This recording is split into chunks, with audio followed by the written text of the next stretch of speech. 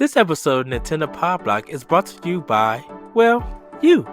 If you want to learn how to support our family of podcasts, head over to patreon.com/bossrushmedia or search for us on the Patreon app on your smart device. Thanks for helping us build something better.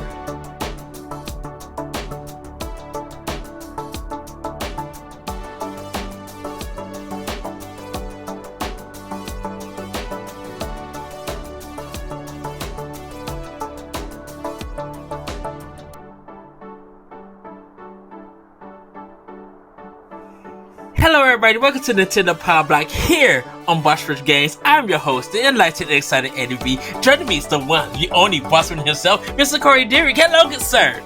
Hello, it's good to be here. Glad it's I don't know. I'm here. I showed up. Ready to go. Oh, we got a lot to talk about, trust me, and everybody. The gun hunter himself. The PC muscle race is back. I miss this dude so much. Everybody from the Boss Rush podcast, After Dark, and more. Hopefully his Star Trek podcast, because that's what I'm waiting to hear. The one, the only, Mr. LeRon Dawkins. Hello, good sir. Yes. Hey, what's poppin'? What's up? How are you? I'm doing fine. I'm doing fine. Just actually playing more games these days. Playing more games, still being stressed out and stuff, but you know, like playing About games, what? trying to life. Like, hello, I'm not getting any younger. You getting your run on? I would leave it Yeah, at that. yeah, Look, I am doing that. I have been more physically active than I have been for a while. And yeah, so yeah, just living life mainly, you know, trying to do some things I love, and you know, also trying to like make sure my career goals stay on track. Yes. Have the leaves been falling in your area? They started falling. I mean, it's really sporadic. Like I was cutting the yard the other day, and I was like, oh, there's actual leaves in the yard. You know, like nothing like, you know, like they're just dropping. You know, nothing like that. But you know, like there's actual leaves in the yard, and that's kind of weird. Ah, yes. Hey, Corey, how are you, good sir? My bro, him, my bestie. Like, how you been? I'm okay right now, except for the Browns best player just got hurt. So, oh God! Yeah, Oh, there's I gonna just be saw it. Oh, that's gross. there's probably gonna be live commentary here and there. Oh so. man, he probably. Ugh. Oh, I just saw it. Gross. Okay. What? How'd he get hurt? He got tackled and somebody hit it in the knee. With a shoulder pad and his leg bent the other way. Gross. He's Ugh. out. He's out. Yeah, he's done. He got Tecmo Bowled. I don't know, man. Gross. No, That was gross. those guys in Tecmo Bowl bounce back. Like. Oh, he's probably out for the season. Oh man, I feel so bad for that guy. He's our best player. He's literally our best player. Well, Corey, how was your weekend? How was my weekend? I don't even remember my weekend, man. It was good. It was fine. Let's see. We went to the park. We went to what else did we do? We did something else. What did we do? What did we do? It was a good weekend. Okay, we'll leave it at that. LeRon, how was your weekend? My weekend was busy. My roommate and his fiance officially celebrate their engagement. So like there was a party over the weekend on Saturday. I contributed to the cooking duties and stuff like that. So so between cooking and hosting and all that good jazz. Friday, what did I do Friday? I didn't do a lot Friday. And then Sunday was the day I was like, I'm decompressing. So yeah, Sunday I did not do jack shit. I stayed in bed till like 11 o'clock. And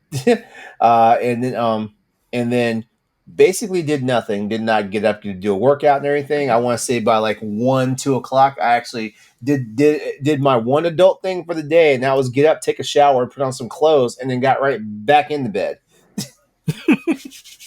Huh? Yeah, like Oh, okay.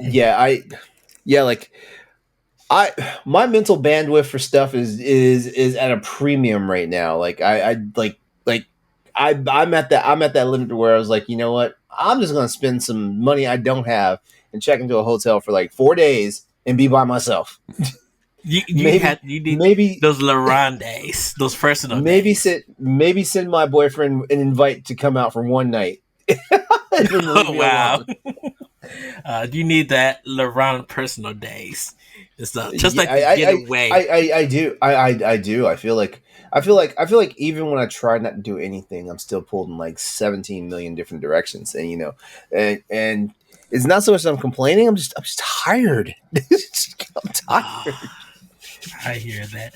Well, for me, I started my rehearsals at this Jewish church that I'm going to be singing at the end of the month. We did our gospel stuff, and now it's just we're going to be going into the Hebrew song. So I got to learn my Hebrew, and I Mhm. still keep messing it up and everything. I got the harmonies. It's just the words, and I'm just like, oh, I forgot that Mhm. Hebrew is kind of hard to say, but it's something that I'm Mhm. learning. Um, Went to the Adidas store to go get a hoodie and some like workout pants because I'm waiting for them to get into their hoodie season at the Adidas outlet store. They get all these nice hoodies and you pay like probably about for 15 or 20 some dollars per hoodie. So they always have a good sale. But they trying to get rid of their summer stuff. So I'm just like, okay, I could wait for that. Um but I didn't go to Pepperidge Farms to get any new cookies. I didn't get to see none of their fall cookies yet, so I got to go back up there a little bit They later. But did they okay, break out like different? Oh, well, did they break out like new and unique cookies, or did they just break out like, or is it just like they're just whatever they always do over the holidays? That's what they do. they break out some new cookies. Like they'll have their seasonal cookies, and sometimes they'll have a new cookie that none of the stores don't have just yet. It's Mhm. just that you only could get them at the Pepperidge Farm store first, and then you might see them in different stores. Because I Okay. always hit them up. Anytime I go up to our outlet store in Pleasant Prairie, in Wisconsin, I'll hit that store after the Adidas store Hmm. and try to see what they got new because they also sell like Campbell soup and everything and stuff. So I always try to see what kind of new snacks they got and everything. And I just haven't got a chance to go up there. They might have some pumpkin spice stuff, but I don't know yet until I get up there. Their Christmas stuff though, Christmas food be fire because there be some Ah, good Christmas stuff up there and everything. I see. Yeah, I love the Pepperidge Farm store. I'll literally spend $25 up there just getting a whole bunch of snacks. Now, I All do right. share them with other people at work so they can give it a try. But Mm-hmm. I do my due diligence to report on it for Snack Tender as Hey, research. we're not gonna be judgy. If you're stingy like that, you be stingy. Own it. But yeah, but that was my weekend. And speaking of that, it's time for Snack Tendo. LeRon, as our guest, what have you been snacking on? And did you make those Not, nachos? Because I asked for that picture that I wanted you to. I never made those nachos. I got lazy. Yes. I got lazy. I have not been snacking on anything interesting like lately. Like I just got through binging a whole like two different bags of Oreos. I had my go Mm. to my but the golden lemon cream Oreos, and then I was in the mood for like the chocolate cream Oreos. But I went to three different stores that didn't have them, so I settled for the chocolate and the mint Oreos, and yeah, I'm that was a so thing. jealous of you because we do not have the lemon golden Oreos. You Them don't others at no store. and no store, I'm about not even at the Kenosha store. When you I'm say about top to I'm tier about to hook cookie, I'm about to hook you up, buddy. I'm about to hook you up. when I do say top tier cookie, the anointings in that, those are it. Those Yeah. are it. I'm sorry, Corey, but those lemon Oreo vanilla cookies, top tier anointings. Mm-mm. Pass. I pass. Corey is not a fun dude. Nope. Because he I'm likes not. his cookies and cream Twix bars. That's the top tier nuts for him.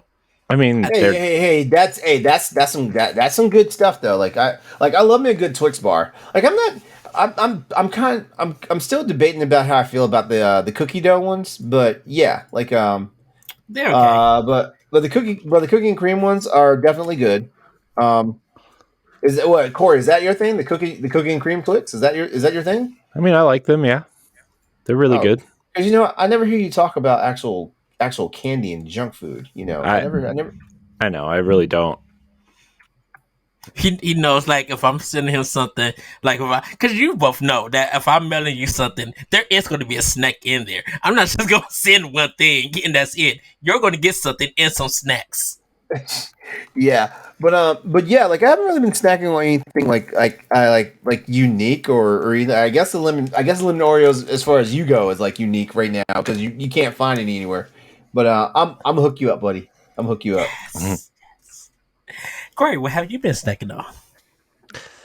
Uh, I really haven't been snacking a lot on anything. I mean, I guess the closest thing was like we had Firehouse subs last night. And it was really good. I got a different type of sandwich this time, and I was debating if I should get this or not. But I got the spicy Cajun chicken sandwich, and it was pretty good.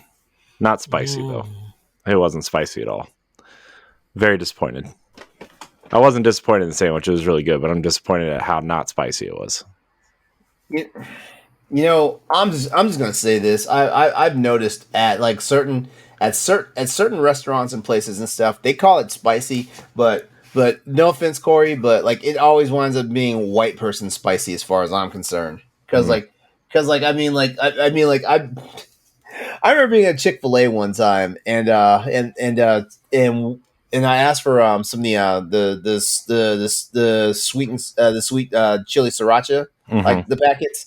And the guy behind the counter, I mean, older white dude. I'd say he was probably in his 50s and whatnot. But he was like, do you like those? I was like, yeah, I love them and so like that. He's like, they're too spicy for me. And I was super like, I'm like, man, this is like a candy spice. This is not even, this is not even hot. Yeah. So, yeah, I mean, man, I've had atomic fireballs that are hotter than Chick-fil-A's sriracha sauce. yeah. I mean, even Chick-fil-A spicy chicken sandwich isn't spicy really. I mean, it is, but it's not. It's more of like here's a little heat to the normal, you know. I think people gauge spicy. I think certain people gauge spicy by how peppery it tastes, and I'm like, pepper is spice technically, but it's not spice on the fire scale. Yeah. So this sandwich was like the chicken was like lightly seasoned with like I don't know what it was seasoned with, but it had jalapenos and chipotle mayonnaise on it, and I was like, oh, okay, you know. So, which is like, I like spicy. I like chipotle mayonnaise a lot, but it's like, yeah, I do too. Too. So, that's all I've been snacking on. Really, All right. I had a cookie yesterday too. It was good. Once again, congrats on the weight loss progress. Oh, thanks. You're inspiring me. Am I? You are. I'm not just saying that to be condescending or anything. I know. I'm doing my best. I'm trying. Although tonight we ran out of lettuce, and we ran out of lettuce so I didn't have a salad. I had more breakfast. So, which I'm not opposed to breakfast. I like breakfast, but I had breakfast this morning.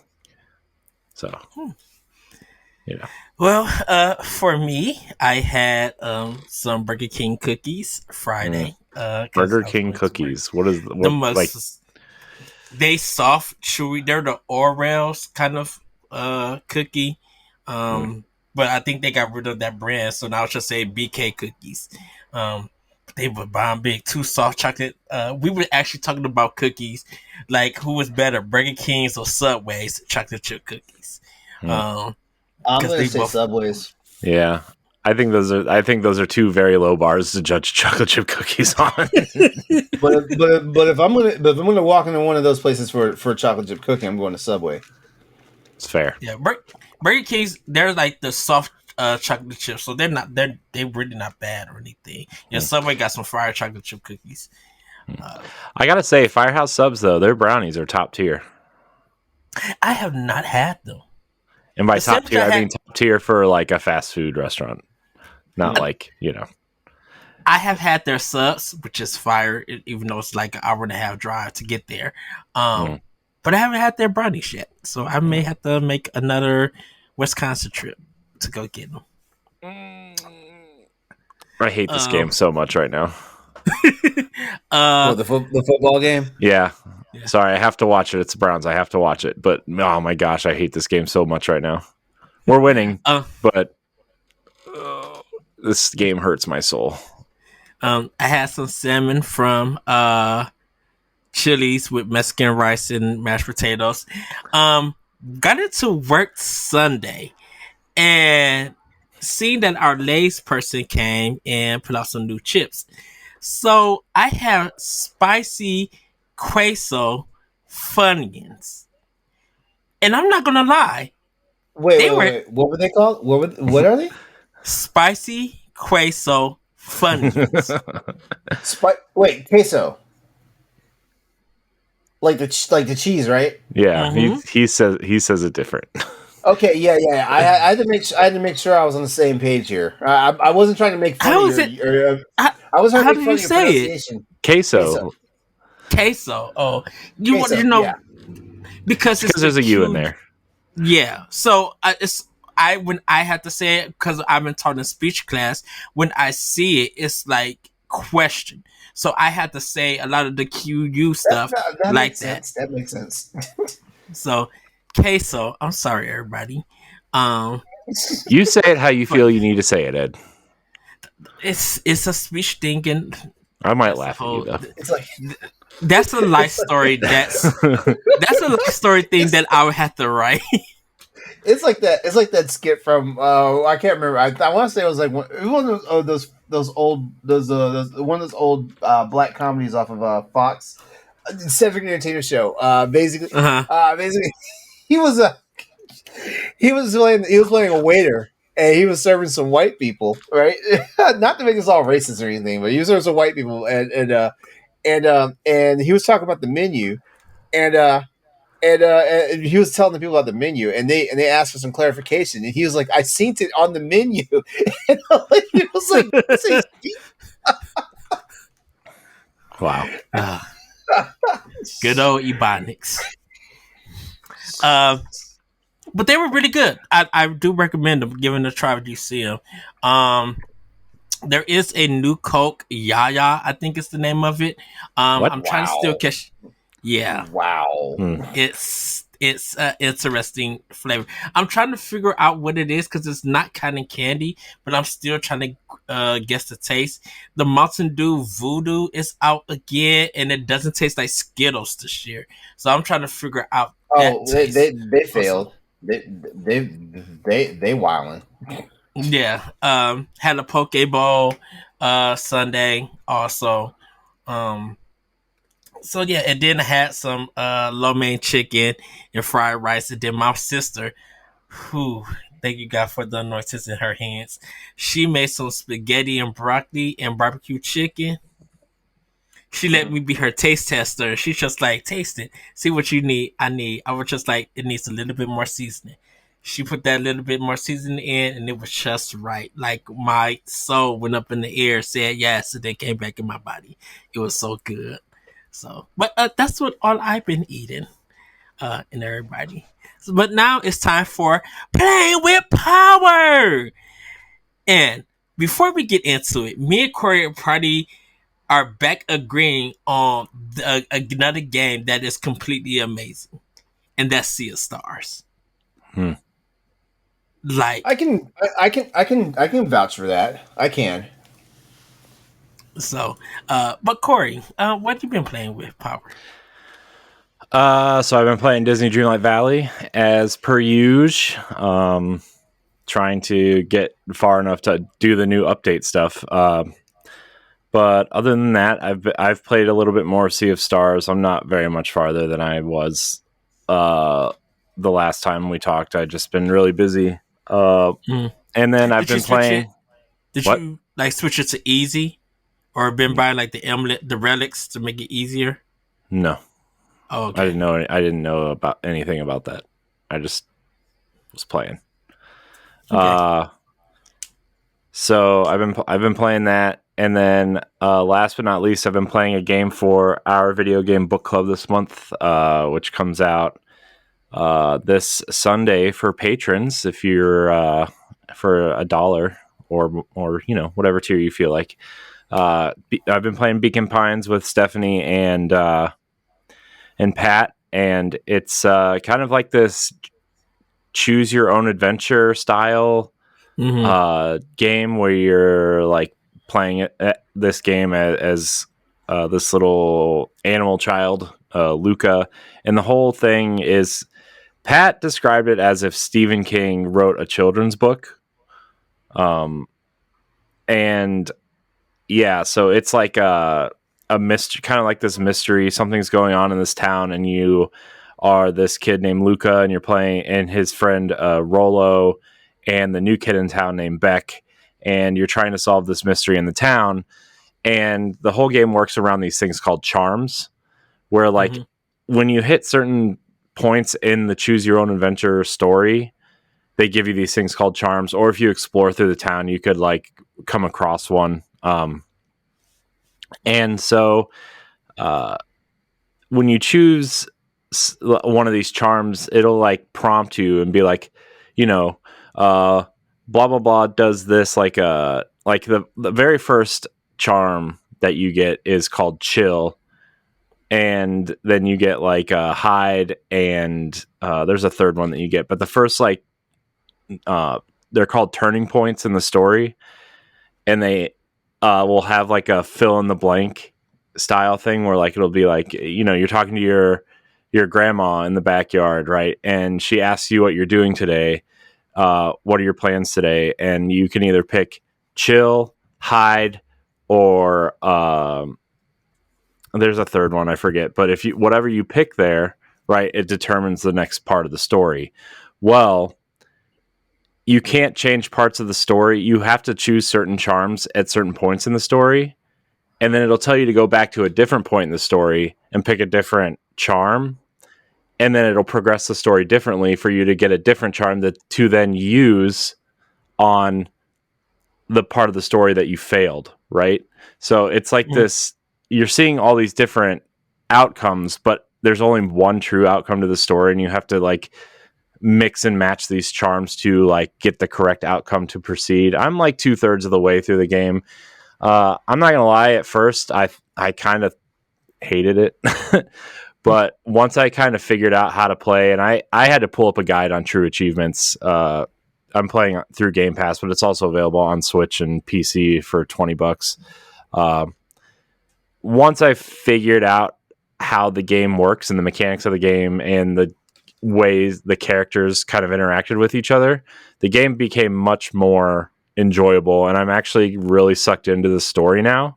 I'm not going to say I love the game, but I'm enjoying it enough, and I'm really sucked into the story. The mystery is like wild. I just got to this like quote unquote like a big twist in the story, and it's like it's ridiculous. The twist is ridiculous, and now I'm kind of, and I think I'm entering like the last third of the game and trying to figure out what the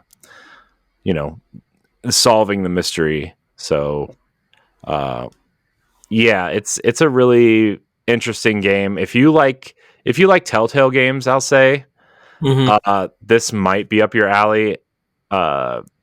So I would recommend it, especially if you have Game Pass, like, and you're looking for something in that style with a little bit more mobility and exploration. Then I would say check it out. Nice. It's $19.99 on Switch if you are interested. So, Okay. But that's all I've been playing this week. All right. LeRon, what you been playing with Power? Well, I already mentioned Mortal Kombat MK1 earlier, which Don't worry, I there's more haven't. Mortal Kombat coming up soon. Oh my god, did you I see the haven't. Switch version? We Oh will yeah, talk yeah. about that in family news. Trust I, me. I haven't. I haven't dug too deep into it.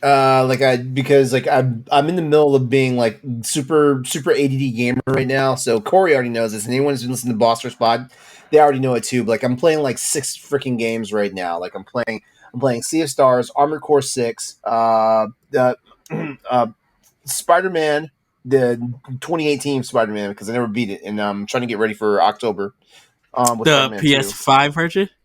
Yeah, yeah. Well, Okay. I'm playing Spider Man. I'm playing Spider Man the remastered version on my Aces ROG Ally. As a matter of fact, every game of the exception of Armored Core is I'm playing on the ROG Ally. Gotcha. Yeah. What else? I'm still on my second run of Dead Space. Because I want to see the final ending. I Um, need to start that on. I think I'll start that next month. I got the remake yeah, that's on what. for Yeah. Series X, and I need to start it up. And I feel like I only mentioned 4 games. What are the other two? Oh, Bomb Rush Cyberpunk. And what's the other game? I said Sea of Stars, Mortal Kombat. Well, you know what? That's plenty right there. That's plenty right there. Yeah, I mean, I got I way too heard much good. gaming going on. I heard good things about Bomb Rush Cyberpunk. Um, It's fun. I will say that it scratches my Jet Set Radio itch, but at the same time, it's also like, man, I just want more Jet Set Radio. I think because Tokyo Game Show is this week or next week. I think It's it's this this week. week. Yeah, I'm going to try to stay up to see because I don't know where Sega and the Atlas presentation is. I it's gonna hope be they show something. it's gonna be more Persona. Don't Well, get your hopes up. Sega has been doing a lot of stuff with .emu, so I mean, Uh, I wouldn't be surprised, or in Microsoft, I wouldn't be surprised if that questionnaire that they asked, I think like in July or last month, they were just like, what games would you like to see make a comeback? And some of the old games that revived, and a lot of people said outside of Skies of Arcadia and Fantasy Star, it was just like Jet Set Radio has been up there and Channel Oh, 4. I don't doubt that. I'm just saying. I feel like Sega is another one of those Japanese companies. They play the back end. Sony also has this problem. They play the back end on a lot of stuff. Like instead of actually being a step ahead, they're like a step and a half behind. In most part. Most portions because it's like because I'm trying because Sony kind of has an idea what we want, you know, but they still kind of play this game that they're like, oh, we don't think you want it that much, and then it's like, yeah, the hell we do want it that much, and stuff like that, and I think Sega also suffers from that problem. As a matter of fact, a lot of those Japanese companies like Atlas they do superior by giving us stuff that we either have anticipated or we didn't know we wanted. Um, Atlas is great. With some other Japanese developing companies that kind of do it well, that I can think of. But like, I guess because Sega still suffers from like their days when they're doing hardware, they're Mm-hmm. always behind, and Sony kind of is like that too. Nintendo does all right too, but I feel like sometimes Nintendo fumbles as well. I think Nintendo fumbles in the situation where we know it's coming, but they will bait and switch us like it ain't coming. You know, that's Nintendo's What? problem. They Well, they build they build anticipation to the point where like people just get deflated by it. Like, I well, mean, Metroid Prime 4, what's going on? Like okay, stuff like so that. I mean, at least Nintendo is upfront about things. They try to be upfront about things They, nowadays. They do, they you do know. try they do try to be upfront. That is true. That is true. And you Metro know what? I Metro will I Prime. will always go ahead. Oh, Go go ahead. ahead. Oh, Metro Prime 4. It. Everybody is waiting for that, and Nintendo does not want to disappoint with that game. So I think because like of them building giving it to Retro, but then Retro also hiring all these people, but then also with Nintendo building a new place for Retro to move in, so they had to move all of that work that they had to the new place, and so people know that when Nintendo goes dark about some stuff, because they did this with Bayonetta 2.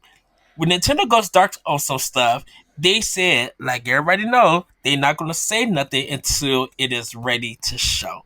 Right now, with the Metroid series, don't even think about Retro making that game because more people are excited that Mercury Steam has touched the Metroid series. Well, Way, here's my question about that though. Like, didn't they announce like Metroid Prime 4 like within the first year of the Switch being like a reality? 2019, I think. Okay, that's a long damn time ago. 19?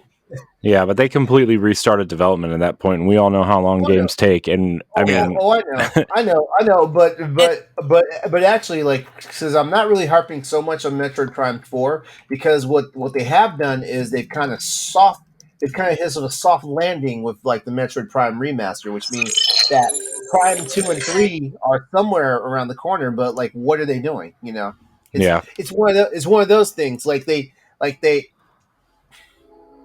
This is Pow Block, so I can't say what I would normally say on Crossroads or the Bossers podcast. They basically like fluff us to the point where like we're like a blown out balloon by the time like it does come out, you know. Yeah, but they haven't really done that though, right? I mean, this gen at least. I mean, the only game that you could say they've done it with really is Zelda at this point. Like, yeah, when they announced Metroid Prime 4. When they knew it wasn't coming, they told us that it was being restarted, and then they didn't show us again, right? Whereas Zelda, they showed us like every direct for 2.5 years at this. You know what I mean? Like, yeah, which is true. Oh, I hate when they do that. Just, I get that it's not. Was Breath of the Wild like the best-selling Switch game? I don't think it was. No, Mario Kart. No, is Mario Kart. That's what I thought. And Mario Kart technically is a rehash. You know, I think. So is Breath of the Wild. Breath of the Wild Wii U game. I keep forgetting Breath Tears of the Wild game. I keep Tears of the Kingdom. Because I didn't have a Wii U. Yeah. Tears of the Kingdom is the fastest selling Zelda to hit 10 million because that sold in 3 days. Yeah. So. I wonder. That'd be an interesting stat. I know they say how many copies Breath of the Wild sold, but I wonder how many Wii U copies sold. You know, that'd be interesting, but. By the way, that link in the chat, watch at your own risk.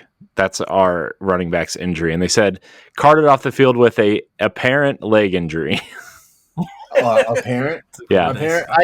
I guarantee you his like A or MCL is just jacked up. I bet all 3 tendons are toast. Watch at your own risk. So, but yeah, I mean, I think the way Nintendo does stuff is like, they're a lot better about it now than they were with the Wii U era, for sure. That is true. That is true. That's why I'm saying like Nintendo doesn't have the same problem that Sony and Sega and a couple of the other Japanese developers have. You know. Yeah. I think Square Enix has been better about it, but Square Enix has gotten so much better. Capcom has like completely changed like their whole MO, even though that game Pragmata fell off a fucking cliff somewhere. Oh, oops. I'm sorry. What? They did say it was coming in 2024 though. Whatever, one of these showcase state of play, who knows, right? I mean, but who else? But I mean, speaking of a turnaround though, I mean, Capcom. I mean, remember in like the 2010s or whatever, we calling them Crapcom until what Resident Evil 7, really, right? Man, good times. I'm glad Capcom turned it around. I'm not like a huge fan of any of their games, really, but they're like a company you root for, you know? Capcom had the Mega Man effect in a sense with like Resident Evil and Street Fighter. Yeah, well, I guess they started turning around with Mega Man 9 and 10, right? I mean, those games were good, but not anything like super special, I guess. But hey, they were special enough that I had to reload them onto my emulator library on my ROG Ally. Yeah. Your additional help, we would call that. My what? Your additional help. It's my personal project in game reservation, games preservation. It's my own personal project. That's why we call it additional help. Jeez. Well, for me, I just really been playing Sea of Stars. Trying to finish that up. before My I go man, back. Garl. Yeah, Garl's the best. It's That's my I, man. I'm just gonna say I'm close to the end of the game, and I'm gonna leave it at that. Oh yeah, Um, is it shaping up to I'm be like? going to leave it at that. I cannot talk about anything else until you experience it for yourself. Okay, that's fine. I have one question for you though. Like all things considered, would this be a game that you would throw up in anybody's best of for 2023, or if not, game of the year? I would say for an indie game is at the top right now. For For an an indie indie game, game, games are Yeah, getting tight. why are you saying for an indie game? And the only reason why I'm asking you this is because I got hit with that same question. I had to immediately explain myself. Mhm. I was like, look, I'm not disparaging on indie games. So Sabotage is not a third party, not like a major third party like Way Forward is, It's or exactly anything like Way like that. Forward. What are you talking about? This they're literally on their second game and stuff, Well, that and I doesn't mean kind of they're feel any like worse. I, Does it true, matter?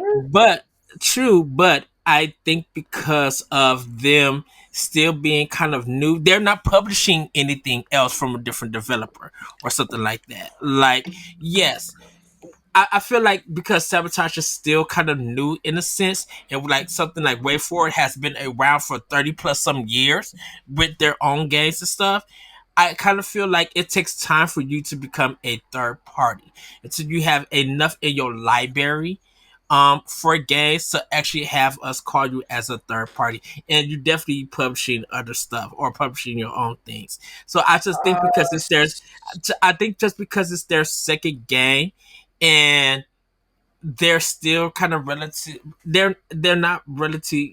I won't say they're not known or anything, but they're not like up there where I could consider them as a third party. Not nothing like EA or something, but like Annapurna and this stuff. Like I consider them as a third party because they publish so many indie games on through them. Well, I mean, I get where you're going. I kind of like that, but like Mhm. indie games have become their own like Yeah, monster, because I mean like, okay, so you point out like you got like Sabotage, just being like basically a up and comer, for the most part. yeah, They only have like one or two titles under their belt, whereas Annapurna and Way Forward have all these games and all these years of yeah. history.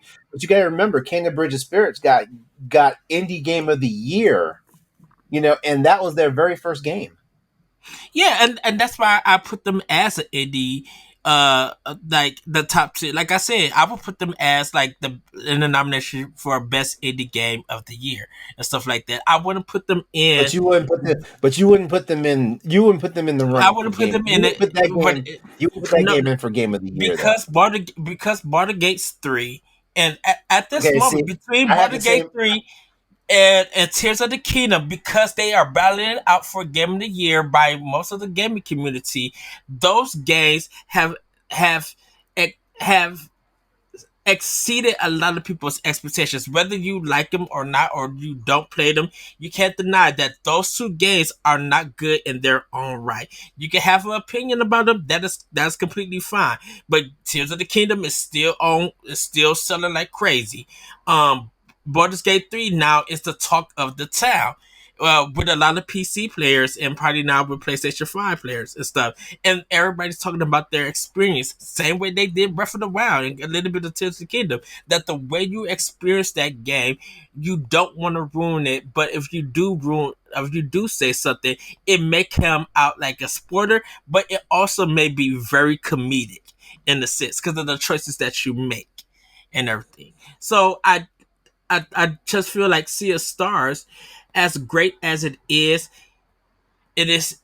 their original kind of project as their second game. Every time people look at it, Chrono Trigger comes to the mind and stuff. And I'm not using that to knock it or anything, but I think Sabotage need at least about four more games that they publish and they Four? develop. This guy Yeah, sounds like an no, elitist. Yeah, no, dude. You no, They're indie. They're you sound like by you sound like by you by sound like having six. but having at least about 6 games that they publish and put out themselves, I personally would consider them as a third party and Man, but everything. you Because what about Yacht Club then? Ed, They've only put out Ed. one game. I How about consider Yacht Yacht Club? Club I still consider them as indie. They Well, yeah, they they pub are. All they, these companies are indies. Yeah, what are All you these talking companies are about? indies. Yeah, like Oh boy. I would okay. just He's doing the thing that a lot of modern gamers do. They look at indie as their own separate. They if indies might as if well not be video if games. Destiny but the was thing technically an indie game for a while. How do you feel about but that? if which one Destiny. is an indie game? Technically, it was for a while. But it Bungie was published by independent. but it was published by Activision, which was a third party game. So hold on, No, but Shadowkeep through. hold on, hold on. No, But hold on, I'm fighting hold you on. on But I'm this. trying. Hold on. But Bungie has also produced other games like the Halo series in Oni on PlayStation. But I don't know if that's. I don't know. I know they developed Oni, but I don't know if they published it or anything. Rockstar And published it. oh goodness gracious! Then they also had Marathon and everything. So, but now Bungie is a first party company because Sony owns it. I know, but I'm You trying know, to tell you that they were independent for a while. And they so were. Yeah, they were. Shadowkeep through Witch Queen, they were independent. And that's But they 4 haven't years of put in. expansions. But that's expansions. They haven't put out their own game Doesn't where they matter. have published. But Doesn't that matter. does matter. No, they That does treat matter. every expansion like a new game. But they have not but it's an expansion. It's not a brand new game that's on the store shelves that's by itself. It's not like Shadowkeep. That's a whole different IP than Destiny. It's not a different IP. That's just an expansion of an already existing game. What do you say we get to some family news? Because I feel like we're never going to end this conversation. But no, but I will say, but I will say, oh, no, but I will say, but Sea of Stars is what I play. I did get Romancevania for Xbox, and I did get for the third time. I own Green now because Green was on sale for $10 on Xbox, so I got the Series X version. I love Nomada Studios, another independent company. Can't wait for that second game to come out. But that's what I've been playing with Power. I'm going to try to get back to Starfield, but I'm not. that game is. It's a Bethesda RPG. That's what it is. I mean, it's a Bethesda RPG, but some of the decisions they made to put into this game it's a struggle to stay on. But I am going to try to give it a fair shot and get back to that game. Quickly, LeRon, what were you gonna say? I'm sorry, I didn't mean to interrupt. I'm just gonna pose this. I'm just gonna pose this to you, and then we can move on. As a matter of fact, I'm gonna pose this to you, and we end the segment with these words. As gamers, we have to do better. So, like, with all the indie games you have in your library, and I know you have a trillion. I guarantee your SD card is on your Switch is full of nothing but indies. Mm-hmm. Yeah. Well, I got some third party stuff on there too. Well, all I'm trying to say is like you gotta look at indie. If this is back when indies were first coming out, like back in like the young PS3 days, yeah, we can look at them differently now. But now a lot of these games, like run the gamut of being like nostalgic to AAA titles by themselves and stuff like that. So I feel like us as gamers, we have to do better as far as how we look at these games, because guess what? I think Sea of Stars is a contender. Now, yeah, I've seen the landscape. I know the Baldur's Gate's out there. I know the freaking Tears of the Kingdom's out there. I know freaking Starfield's out there and all that stuff. But guess what? Sea of Stars has taken my attention. Starfield, that was the other game I'm playing. That was it. I kind of stopped playing that game because I was like, I'd rather play Sea of Stars more. Stuff like that. So that right there, that should be a telltale sign right there. Like, if me, the guy who was like, I am waiting for Starfield, has been playing more of Sea of Stars than I am Starfield. And there's nothing against Starfield except for the fact that it's kind of slow. But whatever. I just haven't gotten. According to Pat, I haven't gotten to the part where it gets fast. that's why that's why I say I feel like it's a best indie game of the year and not the best game of the year, because I have so many other games that take a nomination spot for that. Like, I'm What I not was gonna trying, lie. what Oh, I was asking you is it a contender for game of the year? I didn't say is it your game of the year, and I didn't say oh, is it the I genre said no. game of the. I didn't. I I literally and I, I said no, because the thing about it is that right now at this point, Pikmin 4 could beat Sea of Stars like that in an instant. Corey, is that true? Uh, You play Pikmin 4. Is that true? I Because haven't played enough I of am not either game to I tell am not I am you. not touching Pikmin. I, Pikmin 4. I can Oh, tell you that what I It's played of. another. I can tell you what I played of Pikmin 4 and what I played of Sea of Stars right now. I would probably pick Pikmin 4. Mhm. I don't think I'm going to finish Sea of Stars, to be honest with you. But I'm like ready to play more Pikmin. Yeah, me personally, like Pikmin's just another noisy Nintendo game for me. I literally swear it's very different than what you expected. And Ochi, I've once you start playing with Ochi, that would I change played your Pikmin. whole mind about the Pikmin series. I'm just saying. I played Pikmin 1, and every time we get to start Boss Rush podcast, like pets playing Pikmin, all I hear is the little chirping noises, and I'm like, oh my god, no, stop, turn Mm-mm, it off. they don't make that noise in Pikmin Yes, 4. they Yeah, they do. do. They Yeah, they totally do. do. What are Yeah, you they talking do. Stop about? lying. Okay, family news. Let's go. Yeah. Oh, well, No. everybody, it's time for Family News. I tried to do the intro. This guy up here trying to lie. Jesus Christ. You know what? It's time for Family News. Yes, Corey, take it away. No, Oh, jeez. I'm sorry, because we got to really talk about two important stories in the Family News, Oh, but there's a we'll talk lot of about it when we stories. get What are there. you talking about? I'm talking about two important ones. Okay, so here's the thing. I know this news story is a week or two old at this point, but we never got to talk about it here on this show because we got scheduling issues and a Nintendo Direct that we had to do. By the way, Nintendo Direct recap show is up. If you want to listen to that to find out all of the Nintendo Direct news, you can watch or download that on your podcast application or YouTube or whatever you listen to things on. So it's also free on Patreon. So if you want to check it out there, you can. Yes. We'll talk about it a little bit after Family News, just one or two things, but the full thing is there. But this one, Embracer Group closes Volition, the studio behind Red Faction and Saints Row. And they laid off 50 people from Gearbox, and Gearbox is reportedly looking to be sold.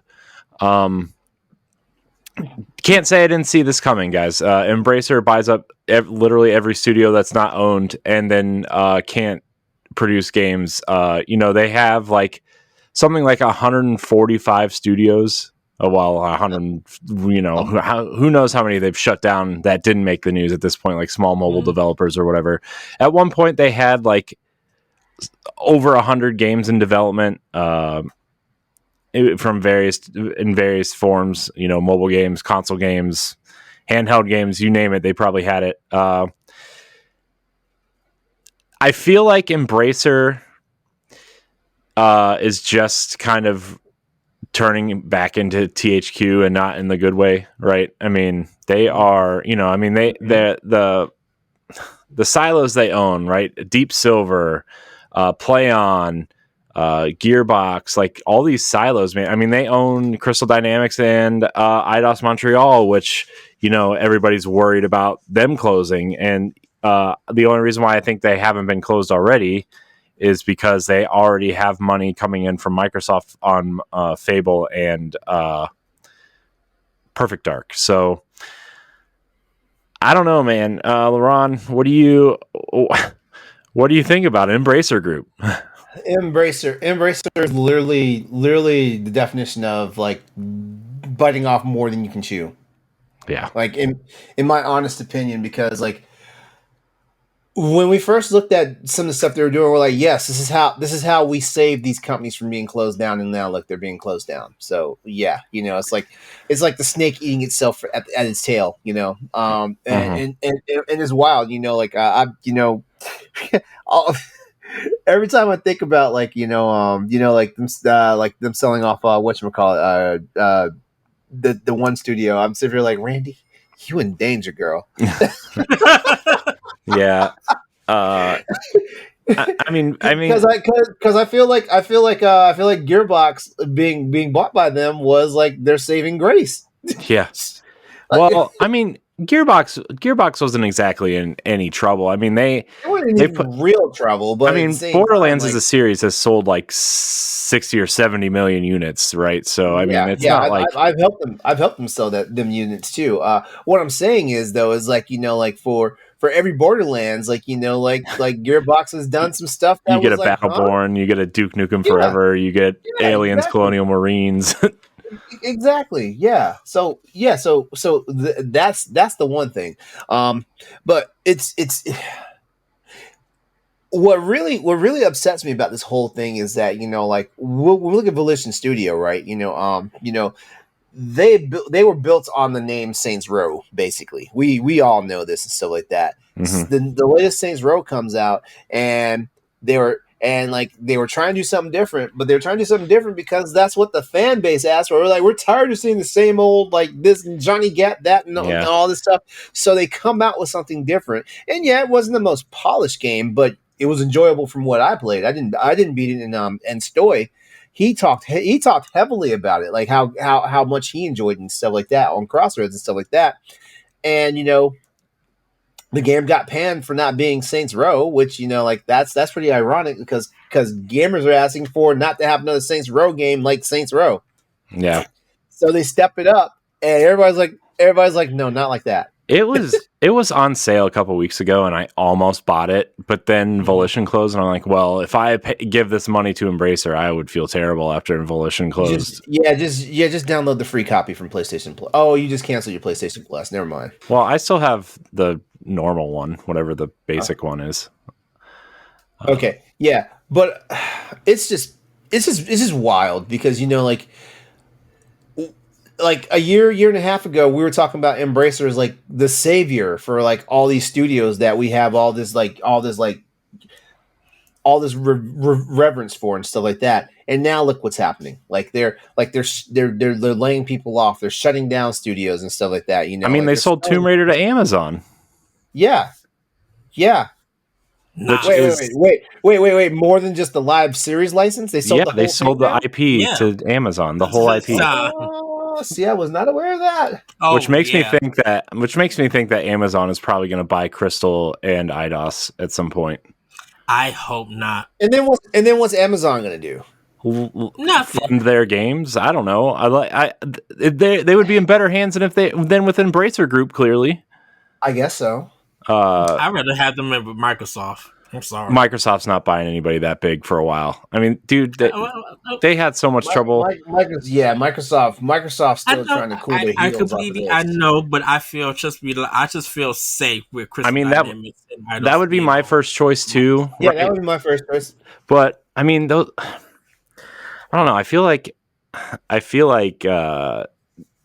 I mean, Crystal Dynamics. I mean, I feel like they're. I don't want to say they're worthless without Tomb Raider, but that's what they're known for. Like, why? I mean, you would have to develop an entire new IP unless Perfect Dark becomes their new Tomb Raider. Which after that original Perfect Dark teaser trailer or whatever they showed that I heard that entire game's been rebooted and it might actually be a third person stealth game. Which would be awesome with gadgets and all kinds of things. That's what I envisioned. I envisioned it being more like Metal Gear Solid 5, to be honest. But I don't know, man. Embracer is. I don't know. It's Me, I give. I think the only thing that would maybe save this would be like. I mean, I know they had that $2 billion deal fall through, but I think. Let's go the Microsoft route real quick, right? Game Pass is built on content, right? Mm-hmm. Embracer's like AA library of games would be a perfect Game Pass library. Darksiders, the older Borderlands games, Deus Ex, Thief, some of these Destroy All Humans, like all these like AA to B tier style games would be great for a service like Game Pass or PlayStation Plus Extra or whatever, right? That would be. I almost kind of not wish that Microsoft went that route, but like I think that if they made some sort of deal to put those games out, like maybe 3 to 6 months after they're released, right, or something like that. The way that EA Play puts their games out on EA puts it on EA Play like 6 months to a year after the game comes out, maybe more if it's something like Star Wars, right? I mean, I think Jedi Fallen Order came almost 2 years after, but that concept of that, May I give my opinion about this? I wish Embracer would just go away and everybody would be saved. Yeah. So yeah. I don't think Embracer was the savior of these companies. I think it was just a big story because they were just purchasing all of these studios, and it was like news story. It was like breaking news story after news story and everything. So it was kind of just a big shock to us that they were getting these developers. I think when it came to Volition, like with Saints Row, they kind of treated it almost like Forspoken. It was that people, yeah, they seen it, and I think because they were being unimpressed, they were hoping that some of the games, sometimes like these, were going to fail. So, of course, they wait for reviews to come out, and the reviews, those kind of reviews, I should say, allow people not to want to buy the game, which caused Volition to shut down. Even every publisher has this problem. Every publisher has this problem though. Like they. I'm not going to say like Saints Row was rushed. I don't feel like Saints Row was rushed at all. Like Saints Row actually had a roadmap. That was the crazy part. Saints Row had a roadmap. It was going to be the main game plus 2 expansions. Yeah, and they delayed it by 8 months. Remember? Yeah. I don't think Saints Row was rushed. I don't think Saints Row was rushed at all. I think the audience appeal, it's us gamers have to take the blame for some of these studios closing down sometimes because just like DMC Devil May Cry, for example, that game is better than what the gaming community tries to say it is. Like when you look at reviews and stuff like that, like you would think that was a trash game, but it's not when you actually put your hands on it and play it. It's not. Yeah, same thing. And I dare to say like the Saints Row, like the last Saints Row game is probably in that same vein. Good game, just gamers just were just not nice to it. Yeah. Well, and the thing about it was just that people just judged it real quick. This is the thing about it, is that people were waiting for the reviews to meet their expectations that it wasn't a great game. People already had hope that this game would fail, in a sense. And even though hold on, Corey, I'm sorry. Even though it missed the mark for some of the things. Because of people making that judgment, they decided not to play it because their judgment was the reality of what that game is. So they held on to that judgment and that expectation of it's not a good game. And so they feel like, I don't need to buy this because this is not a good game. If they would have actually purchased it and got their hands on it, they would have seen that it was a good game. It was not a 10 million seller kind of game, but it was a good game. It was a fun ride that people would have did. Probably same thing with Forspoken. It would have been a great game, and it probably is a great game if people didn't make no expectation for that thing to fail. Definitely after playing the demo. And it always happens that people who say all of this stuff, but then down the line, at some time when people finally get out of that judgment space and decide to finally play it at whatever price that they buy it for, they be like, "Oh, so this is why people love this game or enjoy this game. Why did I make this enjoyment?" I guarantee you, now that Saints Row is on PlayStation Plus and all that stuff, I guarantee you the Metacritic score is going to go up. Oh yeah, a lot of people about to play it. A lot of people about to play this game. I guarantee you the user score on Metacritic is going to take a nice little bump. Yeah. And I mean, I think what they were trying to do with this Saints Row actually looked more appealing than the old ones, for me at least. Yeah. And they really had that chance to fill that Grand Theft Auto hole, because I mean, we haven't seen a new Grand Theft Auto in 10 years, right? So it really had that chance to fill that hole and maybe do something a little bit silly or wacky or whatever, but I thought it looked really fun.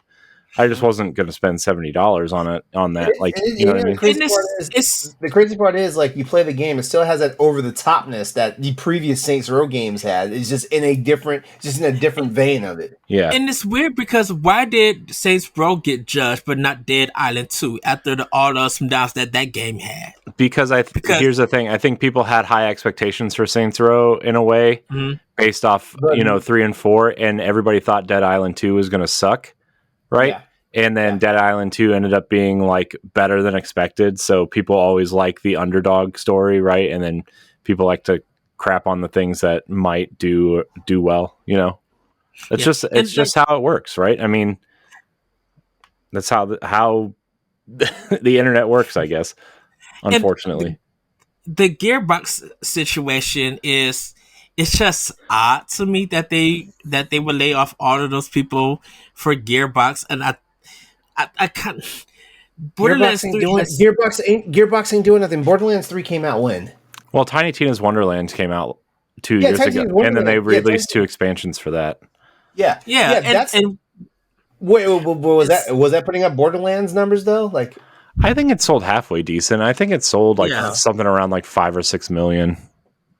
But it's not Borderlands numbers. This is not me trying to kick Gearbox, while they're down and like that. I'm just saying, like, and it feels weird that news will come out for Gearbox, and Borderlands 3 for Switch got announced, even though that's very late. It just feels weird if you look at it that they would lay off all of these people, but then you announce Borderlands 3 for Switch, which should have been announced way long time ago, but that's their business decision. I think Embracer is regretting for going too fast with buying up these studios and not doing their research. I think they were just trying to be like, we want to get into the gaming space and make a name for ourselves, so we'll buy all of these top tier studios or recognizable studios for a lot of people, and not realizing what it really takes to make a AA/AAA kind of game. That if you're going to put them on Xbox and PlayStation and PC, if you're trying to go for a realistic graphic style or have all of these cutscenes and special effects, and you want to do these big budget games, that it was going to take money. And I think they didn't think about that. They think that if they snagged them up, that they was going to snag people in the gaming community, and by doing that, it's going to add money to them to reward the investors. So I feel like Embracer just really rushes to stuff instead of buying like maybe 2 or 3 studios who weren't struggling but probably needed a place that believed in them to support their dream project and stuff. I think that's what Embracer should have did, but instead of trying to buy all of these studios and not knowing where to go. Here's the thing too, and then we'll move on because we've been spending a lot of time on this story. I mean, we actually have a question on this story too, but I just think when you're a company that doesn't focus on games, and you have, it's different for Microsoft because they have a dedicated gaming division, and you could argue that it actually took them a long time to get this far, and they have the capital to burn to kind of grow that, right? But like, I think a company like Embracer Group, who's like a conglomerate of companies and people, right? Like, I think when you spend money on something that you're not familiar with, you underestimate how much it's going to cost you to run that type of thing, right? And, Embracer Group's kind of main focus was entertainment, right? It wasn't gaming, It was entertainment. Yep. And Koch Media was like one of, I think, Germany or something. I think Koch Media was a German company, and like their whole thing was like European entertainment, right? I mean, they had a couple gaming studios, right, just to have it in their portfolio, but they weren't like really paying attention to it. And then they spun off a division called PlayOn from Koch Media, right? So I just think they just didn't know what they were doing, and they thought gaming was a good opportunity because everybody was buying game studios or had game studios, and they maybe wanted to challenge Tencent or the Saudi fund, right, to try to have a piece of that pie, and they just messed it all up, right? So I don't know. But we do have a question for this topic in particular. Deshaun Malone via email writes in. Wow. With Embracer being at a low point, what company IP would y'all think fits best with Nintendo? I have an answer for this. Darksiders. It's just cartoony enough. They don't have a quote unquote mature franchise other than Bayonetta, right? Mm-hmm. Darksiders would be a perfect entry to that. It's just silly enough. It's kind of violent, but not really cartoony. And, I would say Darksiders. That's my answer. For me, I don't think none of their games fit anything Nintendo. Have you checked on all the 135 IP that they own, Ed? No. Only reason why is that a lot of their IPs have a Japanese feel to them, and a lot of Embracer games doesn't have that same kind of feeling. So that's why I just think that none of their IPs will fit. Darksiders is a good thing. Don't get me wrong. Darksiders is definitely a really good one. But I just think none of them right now would fit, because Saints Row would have fit Nintendo or anything. You said wouldn't? Wouldn't. Okay. Like wouldn't fit none of Nintendo's IPs, if they take me and stuff. So I just think at this I'm just saying at this time, I don't think any of their IPs will fit Nintendo. Wait, isn't a lot of Joe Madureira stuff though? Like because the Battle Chasers game, that's also is that also Embracer Group? No. Okay. Because Battle Chasers did come out on Switch, but that was when I don't think it was Volition. I think he was working with an independent company when that game came out and stuff. Okay. All right, everybody. Are we ready to talk about this Unity thing? Oh, good goody moody, what a mess. Go ahead, Corey. All right, so Unity has made some questionable changes, and indie devs are furious. They have since walked back some of these changes, and they actually said they're going to issue a statement on Tuesday, which is the day this publishes. So this could all change again by the time you hear this, but clearly Unity is struggling to make money for their engine because that's what this was intended to do, was make more money to better their engine. For those who don't know, Unity is a game dev engine. It's also used for other things. The reason why Unity was created was not only to challenge something like Unreal, but it was also an easy engine to... it was very scalable, right? So you could scale all the way down to cell phones, early cell phones, or handhelds, all the way up to the modern platforms, right? And so let's see, I'm going to open this link here because I want to make sure I get the details right. It's so weird, man. So what they were doing was they were going to charge 20 cents per. It was called or install. Yeah, it was called a runtime charge, and it's 20 cents per install. Developers complained, and they said, okay, we're walking it back, and it's only going to be on the initial install.